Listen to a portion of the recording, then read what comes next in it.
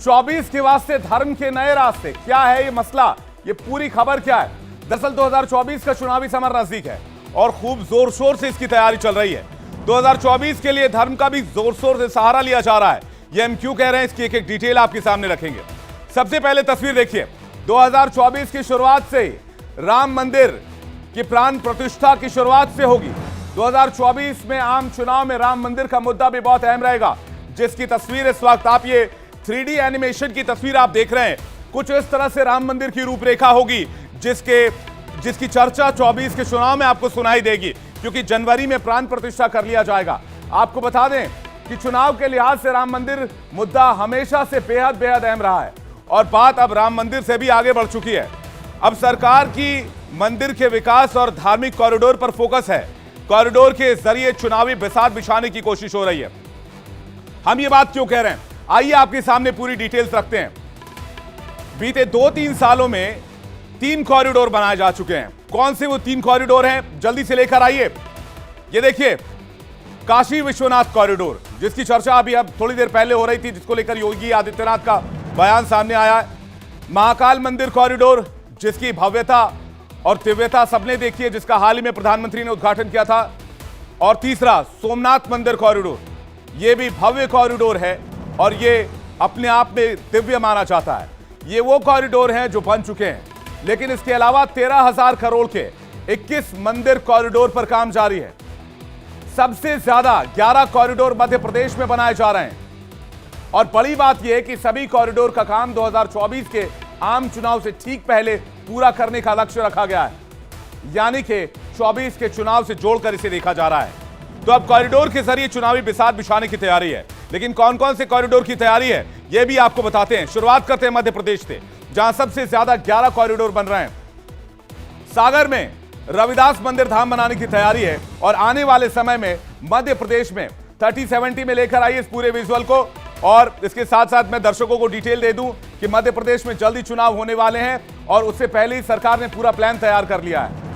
आपको सुनवाते हैं। मध्य प्रदेश के मुख्यमंत्री ने 5 महीने पहले संत रविदास मंदिर के निर्माण करने की बात कही थी।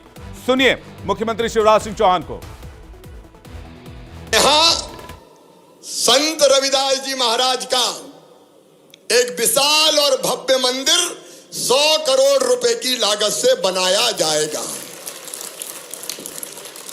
हम अद्भुत मंदिर बनाएंगे।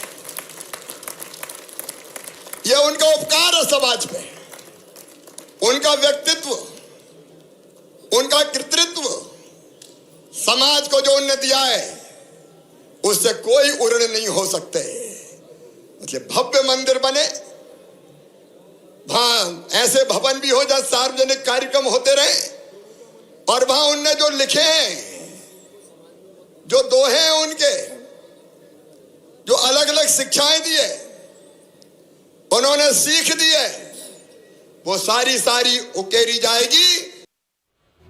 सरकार पहले ही उज्जैन में महाकाल कॉरिडोर बना चुकी है। इसकी भव्यता का अनुमान इसी बात से लगाया जा सकता है कि इसके विकास पर सरकार ने करीब 800 करोड़ रुपए का इन्वेस्ट किया।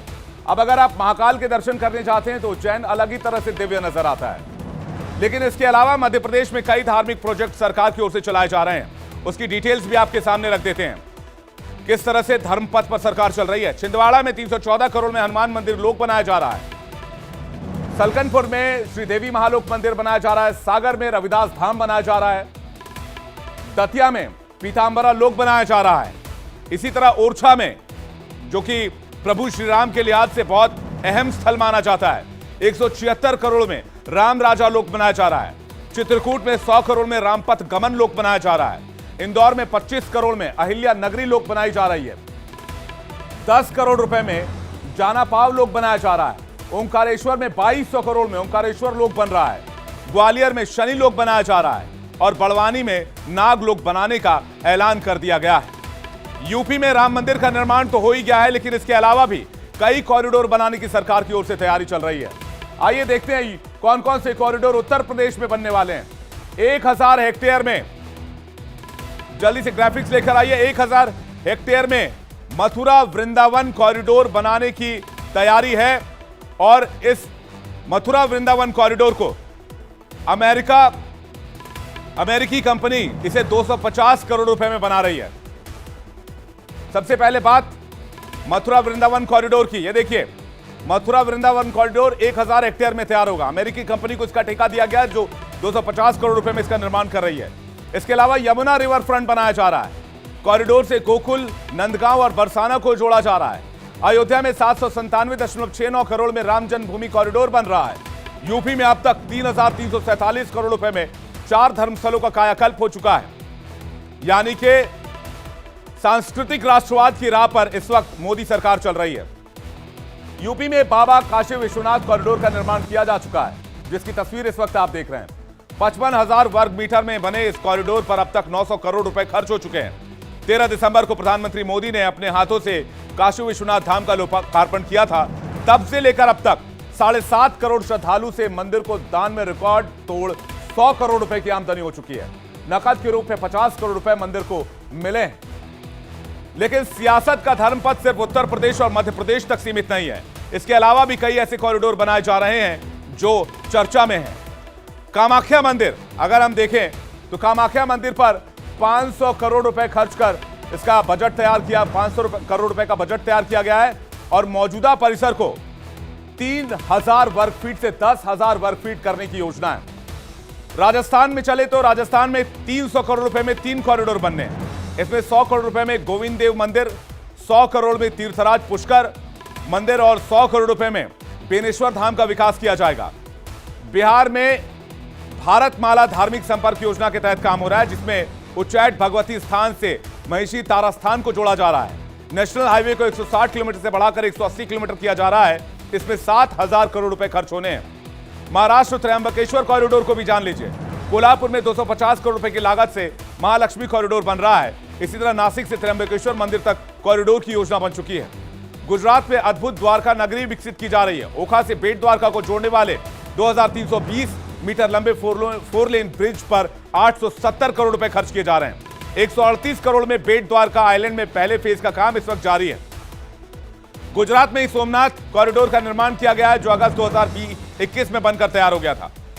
लगभग 1.5 किलोमीटर लंबे कॉरिडोर पर 47 करोड़ रुपए खर्च किया गया था। साफ है कि मोदी सरकार से लेकर बीजेपी के कई बड़े नेता सांस्कृतिक राष्ट्रवाद की बात करते रहे। 13 दिसंबर को अपने संसदीय क्षेत्र वाराणसी में काशी विश्वनाथ कॉरिडोर के ड्रीम प्रोजेक्ट का पीएम मोदी ने लोकार्पण किया था।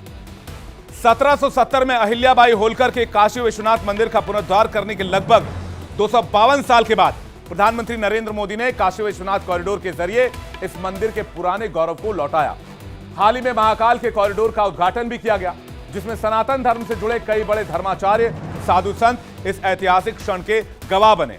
दरअसल भारतीय संस्कृति के हजारों गौरवों यानी मंदिरों के लिए बीजेपी सांस्कृतिक राष्ट्रवाद के सहारे लगातार आगे बढ़ रही है और ये दिखाने की कोशिश कर रही है कि आजादी के बाद सर्वाधिक समय तक शासन करने वाली कांग्रेस और राज्यों में सत्ता पाने वाले राजनीतिक दलों ने सांस्कृतिक राष्ट्रवाद को एक छुआछूत के तौर पर देखा।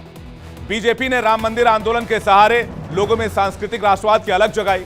राम मंदिर आंदोलन को लेकर कांग्रेस समेत तमाम दूसरे जो दल हैं, उन्होंने बीजेपी को सांप्रदायिक पार्टी का टैग दे दिया।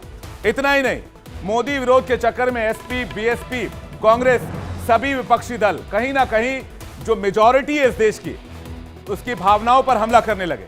2014 में नरेंद्र मोदी के प्रधानमंत्री बनने के बाद सुप्रीम कोर्ट में राम जन्मभूमि मामले को लेकर सुनवाई में तेजी आई। करोड़ों लोगों के बीच सांस्कृतिक राष्ट्रवाद के मुद्दे को फिर से जगाया और इसी बीच चित्रकूट, मथुरा, काशी, कुशीनगर, कपिलवस्तु, श्रावस्ती सहित कई धार्मिक स्थलों का पर्यटन के लिहाज से विकास और सौंदर्यीकरण का काम मोदी सरकार की प्रसाद योजना के तहत किया जा रहा है।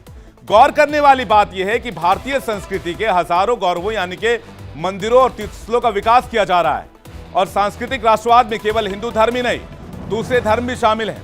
उत्तर प्रदेश की योगी सरकार भगवान रामकृष्ण से लेकर बुद्ध तक से जुड़े तीर्थ स्थानों के धार्मिक पर्यटन को विकसित करने का काम कर रही है। ऐसे में सवाल उठना लाजमी है कि धार्मिक राष्ट्रवाद पर कायम मोदी सरकार को 2024 में टक्कर कौन और कैसे देगा। ये पूरी डिटेल मोदी सरकार के धर्मपथ की हमने आपके सामने रखी। तो इंडिया बोल रहा है मैं आज के लिए फिलहाल इतना ही। कल फिर होगी हमारी मुलाकात एक नई खबर के साथ, एक बड़ी खबर के